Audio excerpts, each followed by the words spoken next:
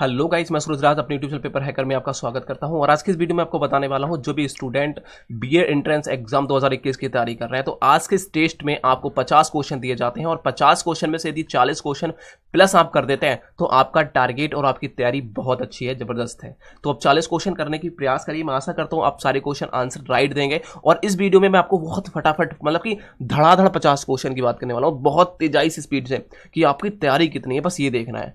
ठीक है, तो तैयारी कितनी है वो आपको 11 बजे से आपको डेली आपको क्लास मिलने वाली है। डेली आप 11 बजे से जीके जीएस की क्लास ले सकते हैं। और यदि बात करने वाला हूं मैं 3 बजे से अपनी रीजनिंग की क्लास चलती है, लाइव क्लास चलती है रीजनिंग की। और 8 बजे से शाम को ये भी हमारी लाइव क्लास चलती है हिंदी की लाइव क्लास। बहुत इंटरेस्टेड जो एग्जाम में जो क्वेश्चन बार बार पूछे जाते हैं उन क्वेश्चनों को हम लेके आते हैं एग्जाम में आपके साथ में। तो यहां भी आपको वही क्वेश्चन लेके आए जो एग्जाम में आ चुके हैं, प्रीवियस ईयर में पूछे जा चुके हैं। और ये पेपर है आप देख रहे हैं जो बहुत ही ज्यादा इंपॉर्टेंट है। आप समान ज्ञान आप देंगे, समान ज्ञान से पहला खंड आप जो आता है सबसे पहला पूछा जाता है, फर्स्ट पेपर में ही आपसे बनेगा। 2 पेपर आपके बनते हैं। यदि आप, मैं बता रहा हूं, यदि आप 300 प्लस टारगेट कर देते हैं तो आपको गवर्नमेंट सीट पक्की मिलने वाली है। 300 प्लस क्वेश्चन कर देते हैं तो मतलब कह सकते हैं 400 टोटल आपके 200 क्वेश्चन आते हैं। यदि 300 प्लस नंबर के करके आते हैं, अंक के नंबर करके आते हैं, 300 प्लस नंबर करके आते हैं तो आप बिल्कुल 100% आप श्योर है। ठीक है, आपके 200 क्वेश्चन बनते हैं टोटल और 400 नंबर का पेपर होता है। तो आप 300 नंबर भी कर देते हैं तो आप बिल्कुल 100% आपका गवर्नमेंट सीट मिलने वाली है। ठीक, ओबीसी वालों के लिए, जनरल वाले भी इसी में फंस जाएंगे।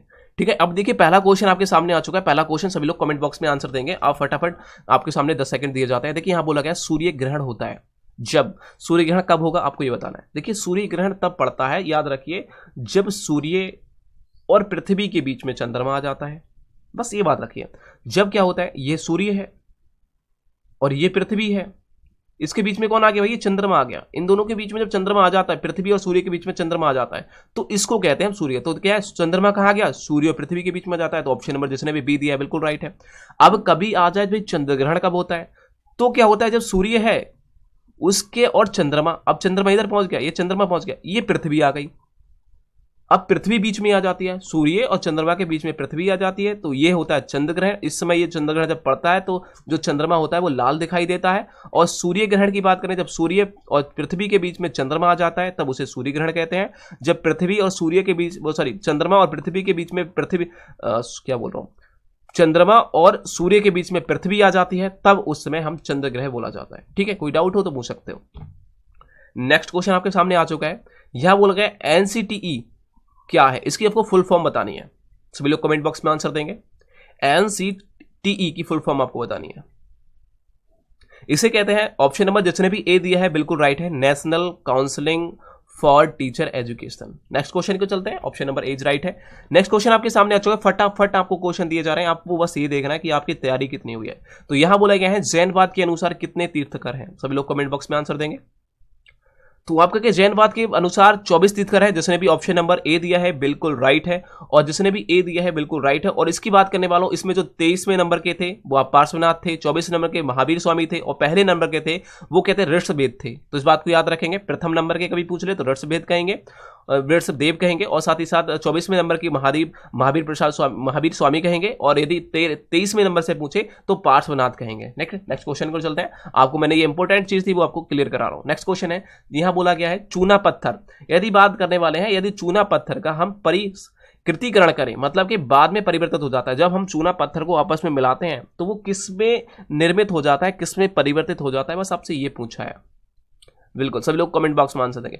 जब हम चूना पत्थर को मिलाते हैं तो संगमरमर पत्थर बनता है। संगमरमर पत्थर जानते हो, वो बनता है। और संगमरमर पत्थर को हम क्या कहते हैं, मार्बल कहते हैं। आप जानते हैं ना, मार्बल बिछा दो, इसमें कहते हैं ना वो मार्बल बिछा दो घरों में बिछता है। तो पत्थर और चूना को दोनों को मिलाया जाता है तब हमारा संगमरमर कह सकते हैं या फिर कह सकते हैं मार्बल बनता है। तो ऑप्शन नंबर जिसने भी ए दिया है बिल्कुल राइट है।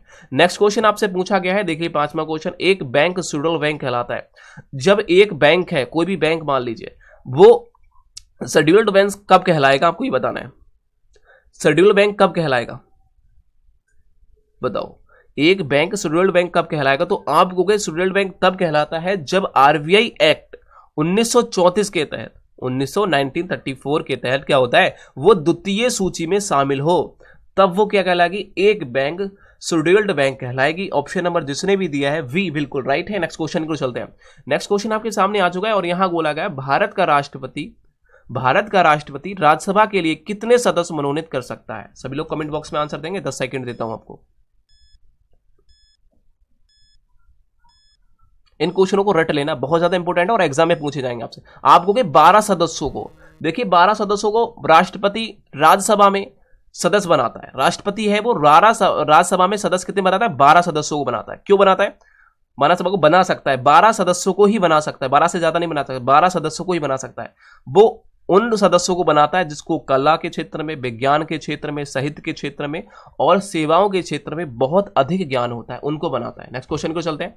नेक्स्ट क्वेश्चन आपसे पूछा गया किस क्षेत्र में बुकलर पुरस्कार जीता जाता है? तो किस क्षेत्र में बुकलर पुरस्कार जीता जाता है? सभी लोग कमेंट बॉक्स में आंसर देंगे।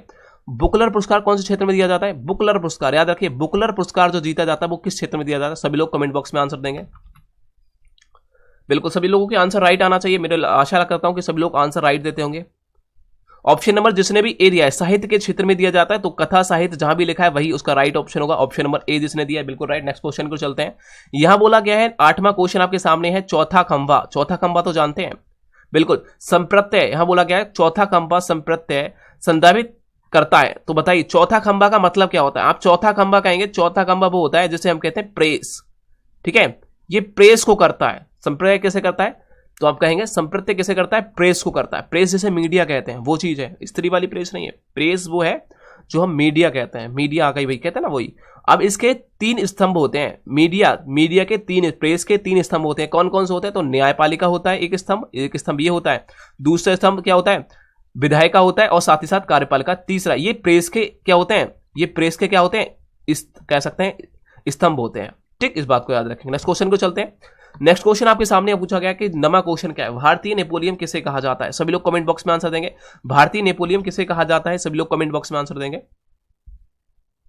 आशा करता हूं कि आपको वीडियो बहुत ज्यादा इंटरेस्टेड रहने वाली है, क्योंकि ये आपको परखा जा रहा है कि आप कितनी तैयारी कर चुके हैं।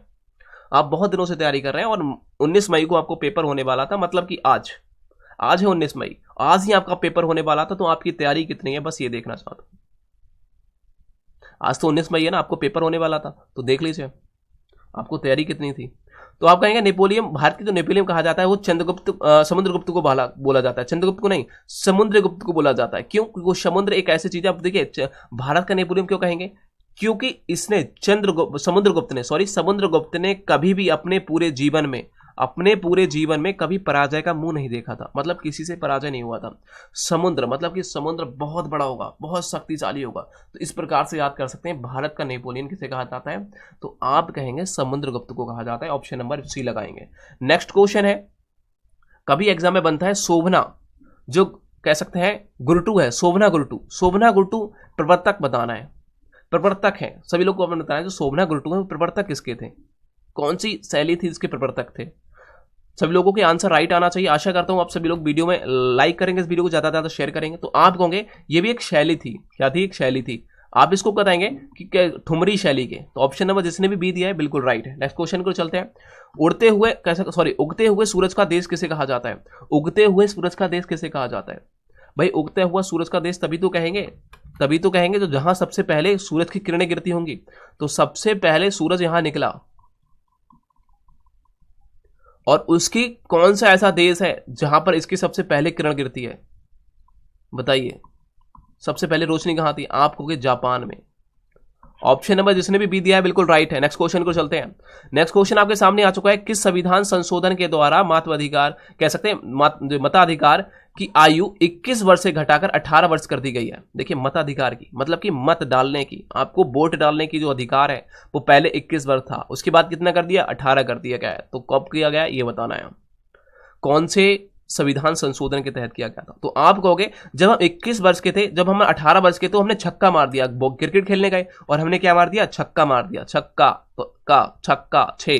अब लगो 61 में, एक समय संविधान संशोधन के तहत आप कहोगे 1989 में। तो ऑप्शन नंबर जिसने भी दिया है सी बिल्कुल राइट है। नेक्स्ट क्वेश्चन की ट्रिक है ये याद, छक्का मार दिया, बस इतना याद कर लीजिए। हम इतने मारे तो हमने छक्का मार दिया, हमने क्या कर लिया भाई? अपनी पार्टी में उठे और जीत गए, छक्का मार दिया हमने। नेक्स्ट क्वेश्चन है, विश्व शिक्षक दिवस कब मनाया जाता है? सभी लोग कमेंट बॉक्स में आंसर देंगे। विश्व शिक्षक दिवस कब मनाया जाता है? सभी लोग कमेंट बॉक्स में आंसर देंगे।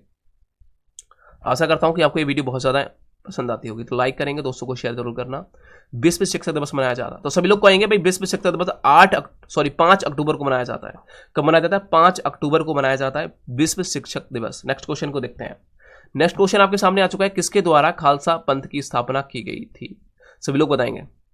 देखिए जो कह सकते हैं खालसा जो पंथ था उसकी स्थापना किस गुरु द्वारा की गई थी? सिखों के कौन से गुरु थे जिसने खालसा पंथ की स्थापना की थी? बस ये आपको बताना है। सभी लोगों के आंसर राइट आना स्टार्ट हो गए। ऑप्शन नंबर जिसने भी बी दिया है, गुरु गोविंद सिंह ने द्वारा की गई थी, बिल्कुल राइट, बहुत ही बढ़िया। ठीक है, नेक्स्ट क्वेश्चन को चलते हैं। नेक्स्ट क्वेश्चन आपके सामने आ चुका है, भाखड़ा नागल परियोजना किस नदी पर स्थित है? भाखड़ा नागल परियोजना है वो किस नदी पर स्थित है? सभी लोग कमेंट बॉक्स में आंसर देंगे। भाखड़ा नागल परियोजना किस नदी पर स्थित है? देखिए बिल्कुल, हम भागेंगे नहीं, खड़ा रहेंगे। कह दो हम भागेंगे नहीं, भा और खड़ा, देखिए भाखड़ा, तो आप कहेंगे खड़ा रहेंगे, हम कहां? साथ में आपके, चाहे कुछ भी हो जाए, कुछ भी हो जाए साथ खड़े रहेंगे, मतलब सतलज नदी क्या हो जाएगा? साथ में खड़े रहेंगे। और क्या करके? पंजा करके, मतलब पंजाब हो जाएगा। क्या हो जाएगा? पंजाब। ठीक है, क्या हो रहा है? पंजाब हो जाएगा। ऑप्शन नंबर क्या हो जाएगा? ये पंजाब में स्थित है और ये क्या है? भारत की सबसे बड़ी है, याद रखिए, सबसे बड़ी बहुउद्देशीय परियोजना है। और इसका जो मुख्य उद्देश्य है वो बिजली को बनाना है, विद्युत उत्पादन करना है और पूरे देश में सिंचाई का भी साधन इसके द्वारा दिया जाए। सबसे ज्यादा सिंचाई करी जाती है इसके द्वारा। नेक्स्ट क्वेश्चन पे चलते हैं। यहां बोला है सौर मंडल के किन ग्रहों को निकृष्ट ग्रह के रूप में जाना जाता है? निकृष्ट ग्रह वो कहा जाते हैं मेरे दोस्त, मैं आपको बता दूं सिंपल में, जो सूर्य के सबसे करीब होते हैं उन्हें निकृष्ट ग्रह कहते हैं। जो सूर्य के सबसे करीब होते हैं, सबसे पास होते हैं, उनको कहा जाता है, क्या कहा जाता है? निकृष्ट ग्रह कहा जाता है। तो सभी लोग कमेंट बॉक्स में आंसर देंगे। तो आप कहोगे सर सबसे जो पास में है वो बुध और शुक्र ग्रह है पृथ्वी के, वो सॉरी सूर्य के सबसे पास में कौन है? तो आप कहोगे बुध है। और बुध सबसे छोटा ग्रह होता है, बुध सबसे छोटा ग्रह होता है और शुक्र सबसे चमकीला ग्रह होता है और शुक्र को हम पृथ्वी की बहन वगैरह भी कहा जाता है। नेक्स्ट क्वेश्चन आपके सामने आ चुका है। यहां कह रेटिनॉल का सामान्य नाम क्या होता है? सभी लोग कमेंट बॉक्स में आंसर करें। रेटिनॉल का सामान्य नाम, रेटिनॉल किसे कहता है? तो आप कहोगे रेटिनॉल विटामिन ए को कहा जाता है। रथ पर एक ट्रॉफी, आप ट्रिक याद करेंगे सब पता चल जाएगा। रथ पर एक ट्रॉफी, ऑप्शन नंबर जिसने भी सी दिया है बिल्कुल राइट है। नेक्स्ट क्वेश्चन आपके सामने आ चुका है। यहां कह रहा है पाक जल मडरू मध्य 2 देशों को अलग करता है। कौन कौन से देशों को अलग करता है? सभी लोग कमेंट बॉक्स में आंसर देंगे। आशा करता हूं आपको सभी वीडियो पसंद आती होगी। चैनल को सब्सक्राइब कर बेल आइकन को जरूर प्रेस करेंगे। बिल्कुल, ऑप्शन नंबर जिसने भी दिया है डीज राइट है। यहां है भारत और श्रीलंका को करता है, क्योंकि भारत किस प्रकार से, आप ये कहोगे ये भारत है हमारा, ये भारत, और यहां क्या है? आप कहोगे ये श्रीलंका टंगी है, यहां टंगी हुई है ना, टंगी हुई। तो ये जो आप देख रहे हैं ये इस प्रकार से, यहां जो है वो पाक जल मडरू मध्य एक क्या है? ये लगा हुआ है बीच में। अब ये कहोगे जो बीच में जो सबसे नीचे है वो हमारा तमिलनाडु है। तमिलनाडु राज्य, भारत का तमिलनाडु राज्य और श्रीलंका के यहाँ बीच में ये क्या है? ये पाक जल मध्य स्थित है और इन दोनों को अलग करता है। तो ऑप्शन नंबर जिसने भी भारत और श्रीलंका के बीच, ऑप्शन नंबर जो रहने वाला है जो अलग भारत और श्रीलंका को अलग करता है, पाक जल मध्य। ऑप्शन नंबर जिसने भी दिया है डी बिल्कुल राइट है। नेक्स्ट क्वेश्चन को चलते हैं। संविधान संशोधन अनुच्छेद, देखिए संविधान के किस अनुच्छेद में निर्वाचन आयोग के विशेष अधिकार निहित हैं? तो ऐसा कौन सा ऐसा कौन सा आर्टिकल है जो निर्वाचन आयोग के विशेष अधिकार निहित है? मतलब कि विशेष अधिकार क्या हो सकता है निर्वाचन का? तो आप कहोगे कि उनका क्या कराओ भाई? वोट डलवाने का अधिकार आपको दिया जाता है। ठीक है ना, मतलब कि जो चुनाव कराओगे उनको संपन्न कराने का अधिकार आपको है। तो ये सबसे बड़ी चीज है कि संपन्न कराना। चुनाव आप कराओगे, उसको वोट कितने किसको पड़े ये पूरा संपन्न कराओगे और बताओगे भी इसके इतने वोट पड़े। तो इसको सबसे ज्यादा आर्टिकल किसमें रखा गया है? तो आप कहोगे अनुच्छेद 324 में रखा गया है। जिसने भी निर्वाचन आयोग का सबसे जो विशेष अधिकार निहित है वो आर्टिकल 324 के तहत निहित है। सब लोग कमेंट बॉक्स में आंसर देंगे। आशा करता हूं कि आपको ये वीडियो बहुत ज्यादा पसंद आती होगी। और यदि कभी भाग की बात करें, भाग कौन सा होगा? तो भाग कहोगे 15वें भाग में। ठीक है, और भाग 17 में क्या देखा गया है? भाग 17 में हमारी 8वीं अनुसूची को रखा गया है जिसमें 22 भाषाओं का उल्लेख है। याद रखेंगे, कभी भूलना नहीं है आपको। ठीक है, तो याद रखिए 324 से लेकर 329 तक जो निर्वाचन आयोग के बारे में पूरा तरीके से बताया गया है। 324 से लेकर 329 तक, तो 56 तो हो ही नहीं सकता, 50 80 तो हो ही नहीं सकता, तो सबसे ज्यादा क्या ऑप्शन नंबर हमारा डी इज राइट रहेगा, क्योंकि जो निर्वाचन आयोग का जो आर्टिकल के थ्रू रखा गया है भाग नंबर 15 में, तो आप कहोगे वो 324 से लेकर 329 तक रखा गया है। ठीक, याद रखेंगे। नेक्स्ट क्वेश्चन को चलते हैं। यहां गए पोंगल। पोंगल की बात करें, त्योहार कहां का है? सभी लोग कमेंट बॉक्स में आंसर देंगे। पोंगल त्योहार कहां का है? आशा करता हूं सभी लोगों के आंसर राइट आते होंगे। बिल्कुल, पोंगल जो त्योहार है वो तमिलनाडु का है। जिसने भी ऑप्शन नंबर ए दिया है बिल्कुल राइट है। नेक्स्ट क्वेश्चन की ओर चलते हैं। नेक्स्ट क्वेश्चन आपसे बोला गया है वर्ष 2014 में भारत का कौन सा राज्य 29वां राज्य बना था? सभी लोग कमेंट बॉक्स में आंसर देंगे। तो आप कहेंगे 2014 में जो सबसे 29वां राज्य बना था वो तेलंगाना बना था। और तेलंगाना किससे अलग हुआ था? तो आप कहोगे आंध्र प्रदेश से अलग हुआ था। आंध्र प्रदेश राज्य से अलग हुआ था, एक राज्य और बना था जिसका नाम था तेलंगाना। और ये कब बना था? 2014 में बना था। इसकी पहले जो राजधानी थी वो थी, क्या थी? हाँ, अब हैदराबाद हो गई है। ठीक है, बिल्कुल ठीक। ऑप्शन नंबर जिसने भी ए दिया है बिल्कुल राइट है। नेक्स्ट क्वेश्चन को चलते हैं।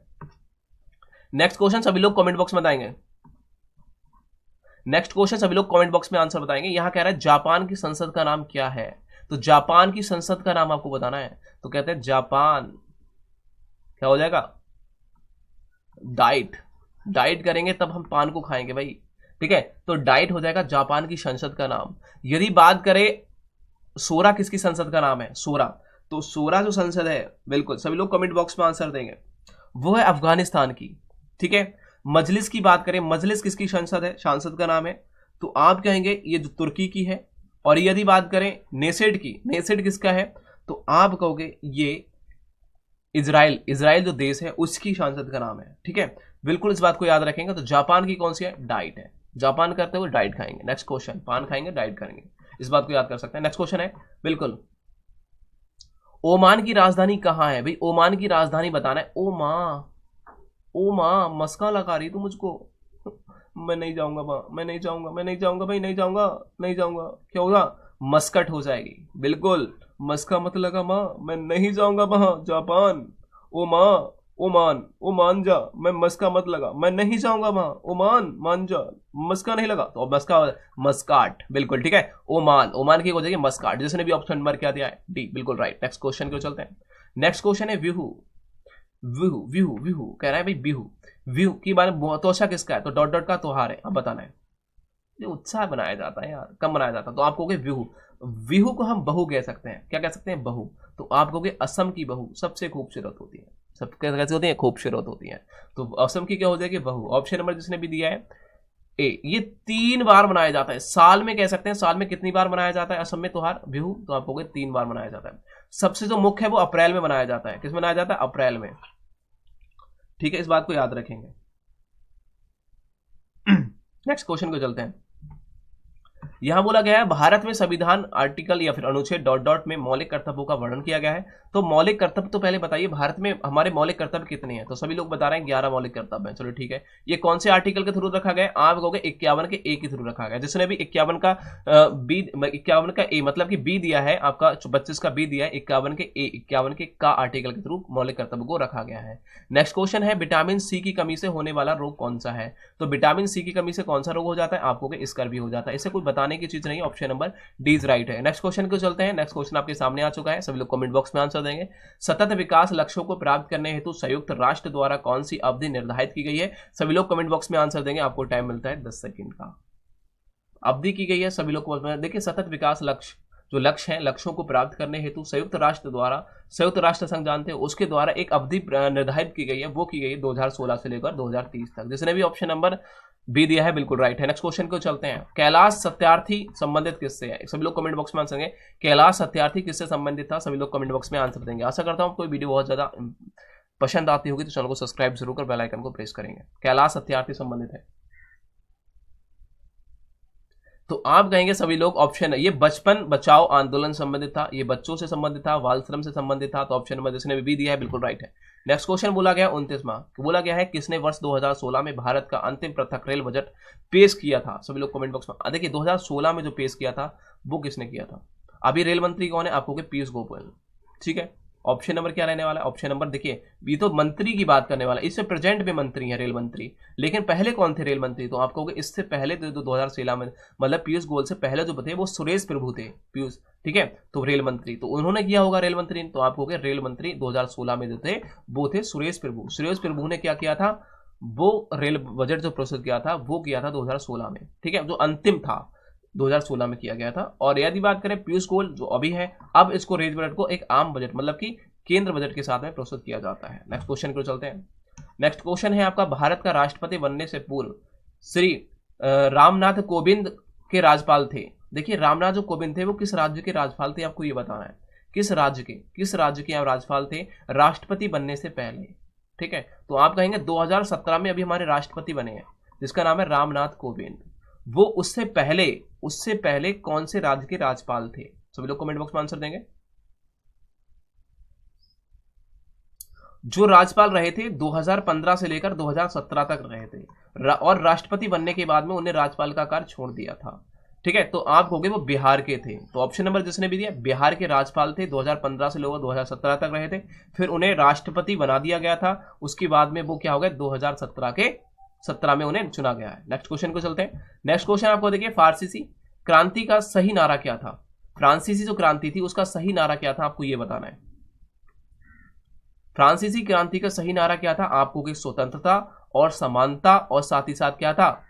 भाईचारा। भाईचारा को क्या कहते हैं? वृहतत्व बोलते हैं। ऑप्शन नंबर जिसने भी सी दिया है बिल्कुल राइट है। नेक्स्ट क्वेश्चन को चलते हैं। नेक्स्ट क्वेश्चन आपके सामने, इन क्वेश्चनों को आपको रट के जाना है और मैं आशा करता हूं आपको बहुत ज्यादा वीडियो पसंद आती होगी। यहां कह रहा है निम्नलिखित में से निम्नलिखित में से कौन से खिलाड़ी ने यहां कह रहा है रियो पैरालंपिक 2016 में ऊंची कूद का स्वर्ण पदक जीता है? सभी लोग कमेंट बॉक्स में आंसर देंगे। पैरालंपिक, बिल्कुल रियो पैरालंपिक 2016 में ऊंची कूद सबसे जीता है, वो किसने जीता था? थंगावेलु ने। ऑप्शन नंबर जिसने भी डी दिया है बिल्कुल राइट है, जिसने भी ऑप्शन नंबर डी दिया है बिल्कुल राइट है। नेक्स्ट क्वेश्चन को चलते हैं। नेक्स्ट क्वेश्चन भाई सभी लोग आंसर राइट दे रहे हैं, मुझे आशा करता हूं कि बहुत आपका अच्छा जा रहा है पेपर आज का। और ऐसा देखिए डेली आप 11 बजे टेस्ट दीजिए। यहां कह रहा है न्यायमूर्ति दलबीर ठीक है भंडारी चर्चा में रहे थे क्योंकि वह क्या थे? क्योंकि इंटरनेशनल कोर्ट ऑफ जस्टिस के लिए पुनर्निर्वाचित हुआ था। उनका क्या हुआ था? दोबारा से इंटरनेशनल कोर्ट ऑफ जस्टिस के लिए उनका निर्वाचन किया गया था। और ये किसने किया था? मोदी सरकार ने किया था इनको दोबारा से। समझ गए? दलबीर भट्टाचार्य का। बहुत ही बढ़िया। जिसने भी 33 का ऑप्शन नंबर बी दिया है बिल्कुल राइट है, जिसने भी 33 का बी दिया है। और यदि याद रखिए इस बात को, कभी गलत नहीं करेंगे, ठीक है ना? बिल्कुल। इनका कब किया गया था? तो दोबारा 2017 में किया गया था। याद रखिए। और उससे पहले ये कब रह चुके थे? 2005 से लेकर 2012 तक ये पहले कह सकते हैं इंटरनेशनल कोर्ट ऑफ जस्टिस के रह चुके थे। उसके बाद में उनको दोबारा से जब निर्वाचन किया गया था 2017 में, ठीक है, जब मोदी सरकार आई थी तो उन्होंने किया था। नेक्स्ट क्वेश्चन को चलते हैं। नेक्स्ट क्वेश्चन 34वां क्वेश्चन आपके सामने आ चुका है। यहां बोला है ... को भारत में सर्वाधिक पुराना ग्रंथ माना जाता है। कौन सा ऐसा ग्रंथ है? गीता, रामायण, न्याय या फिर ऋग्वेद को सबसे पुराना ग्रंथ माना जाता है? तो सभी लोगों के आंसर यहां आना स्टार्ट हो गए। ऑप्शन नंबर जिसने भी डी दिया है बिल्कुल राइट है, ऋग्वेद को माना जाता है। नेक्स्ट क्वेश्चन आपके सामने आ चुका है, किसी प्राणी के ज्ञानेंद्रियों उसे सहायता प्रदान करती हैं। देखिए किस प्राणी की जो ज्ञानेंद्रियां हैं उसे सहायता प्रदान करती हैं? सभी लोग कमेंट बॉक्स में आंसर देंगे। तो आशा करता हूं सभी लोगों के answer option number D right देने वाले हैं। बिल्कुल। जो कह रहे हैं जो उद्दीपक के प्रति अनुक्रिया करने में, ऑप्शन नंबर डी राइट है। नेक्स्ट क्वेश्चन को चलते हैं। 36वां क्वेश्चन सभी लोगों के सामने आ चुका है। ... को भारत के हरित क्रांति का जनक माना जाता है। तो देखिए हरित क्रांति के जनक कौन किसे कहा जाता है? सबसे पहले बहुत ज्यादा इंपॉर्टेंट क्वेश्चन है ये एग्जाम 2021 के लिए। बिल्कुल सभी लोग बताएंगे हरित क्रांति का जनक किसे कहा जाता है? तो आप कहेंगे हरित क्रांति के जो जनक है बिल्कुल वो एमएस स्वामीनाथन को कहा जाता है। ऑप्शन नंबर जिसने भी सी दिया है बिल्कुल राइट है। नेक्स्ट क्वेश्चन को चलते हैं। नेक्स्ट क्वेश्चन आपके सामने आ चुका है 37वां।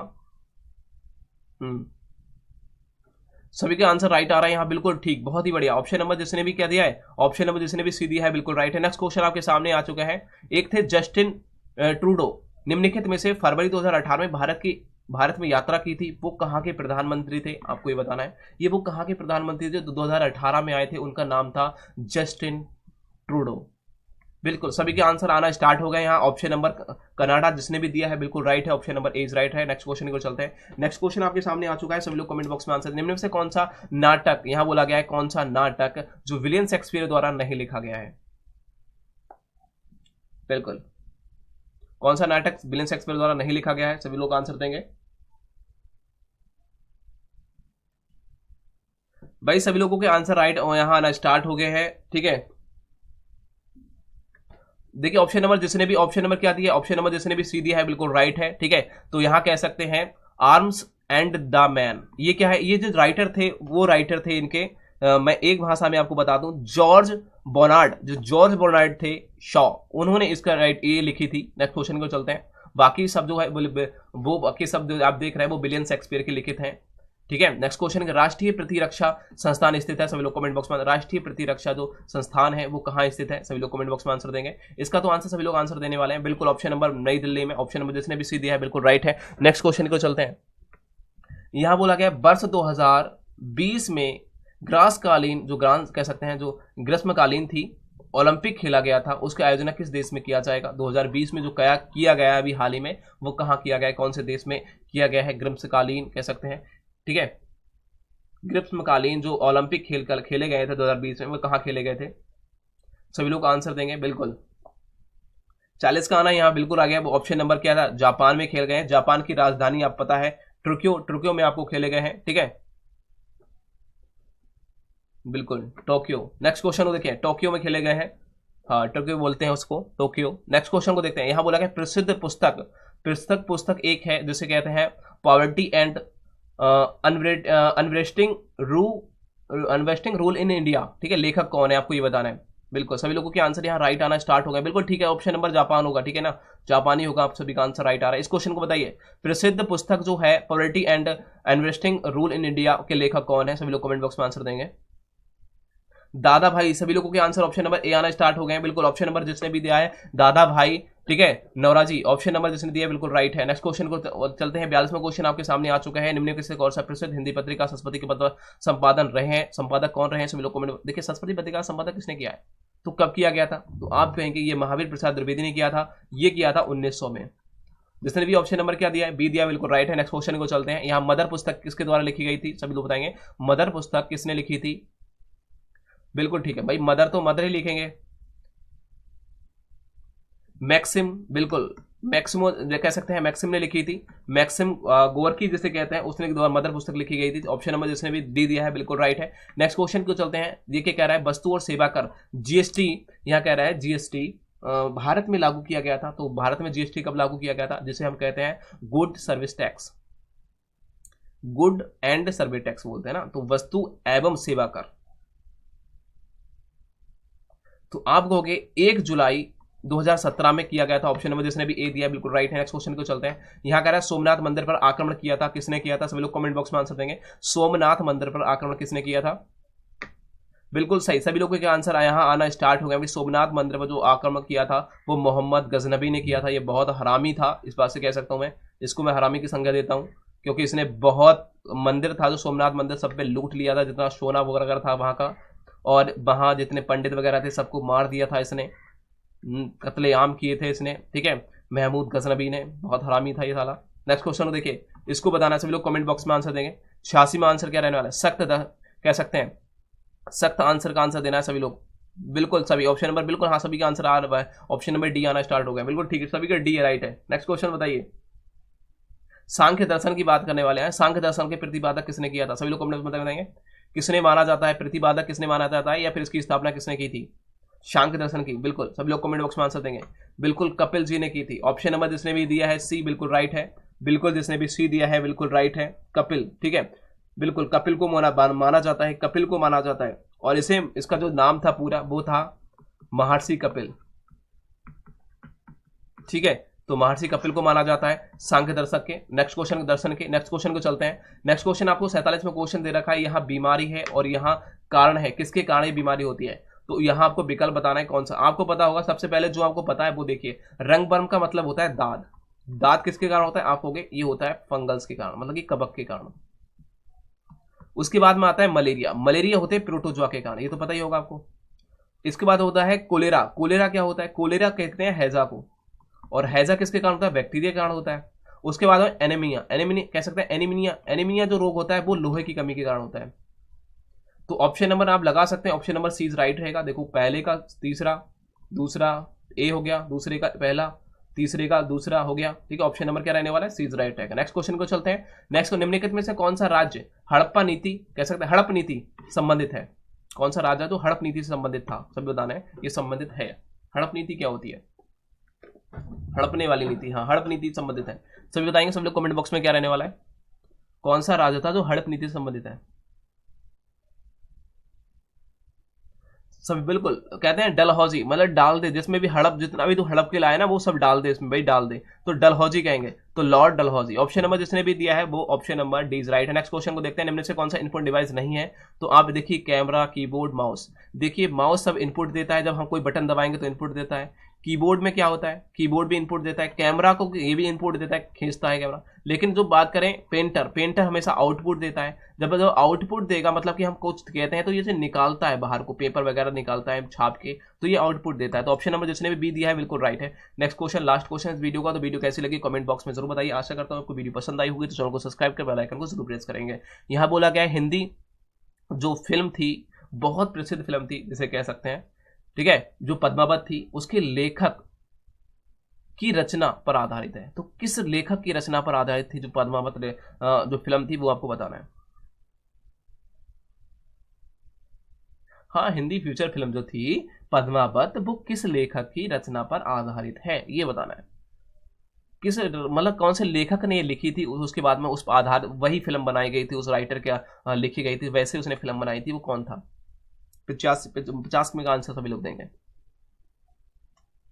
बिल्कुल ठीक है, मलिक मोहम्मद जायसी की। बिल्कुल ऑप्शन नंबर जिसने भी क्या दिया है, ऑप्शन नंबर सी दिया है, बिल्कुल राइट। पद्मावत के लेखक भी पूछ लेना कौन है, तो आपको मलिक मोहम्मद जायसी है, इनकी का रचना थी, और उस पर भी एक फिल्म बनाई गई थी जो भी हाल ही में आई है। तो आज की वीडियो कैसी लगी, और इसमें जो बात की जाए तो कौन कौन शामिल थे, तो एक मुस्लिम कह सकते हैं, एक बता दूं आपको, एक चित्तौड़ा की रानी थी जिसका नाम था पद्मावती, ठीक है, और साथ ही साथ दिल्ली के एक सुल्तान था जिसे कहते हैं जलाउद्दीन खिलजी। इन दोनों के बीच में कुछ जो घटनाएं हुई थी उनको उन्होंने मतलब कि सिद्ध किया था, मतलब कि उन दोनों में बताया था। तो इस बात को याद रखेंगे। तो बिल्कुल पद्मावत जो पद्मावत रचना थी उसमें क्या था, एक कह सकते हैं पद्मावती नाम की एक स्त्री थी, ठीक है, जो चित्तौड़ की रानी थी। उसके बाद में जो सुल्तान था दिल्ली का, उसका नाम था जलाउद्दीन खिलजी। उन दोनों के बीच में जो घटनाएं हुई थी उनको इस कहानी में विख्यात किया गया है, लिखा गया था। तो आज की वीडियो कैसी लगी कमेंट बॉक्स में तो बताना। वीडियो पसंद है लाइक करना, दोस्तों को शेयर करना। मिलते हैं ना, तब तक के लिए जय हिंद दोस्तों।